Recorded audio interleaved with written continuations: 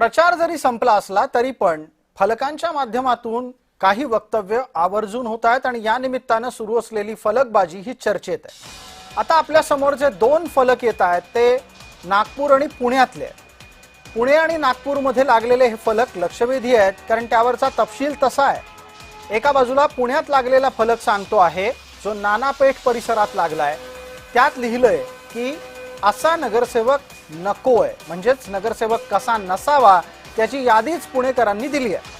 पुणेकरांना पाट्या लावण्याचं फार वेड आहे, ही आणखीन एक पाटी त्यात जोडली गेली आहे। दुसऱ्या बाजूला असलेला फलक आहे तो आपल्याला आता दिसतोय प्रकाश आंबेडकर यांच्या प्रतिनिधीचा आहे, म्हणजेच निवडणुकीच्या निमित्ताने उभ्या राहिलेल्या उमेदवाराचा।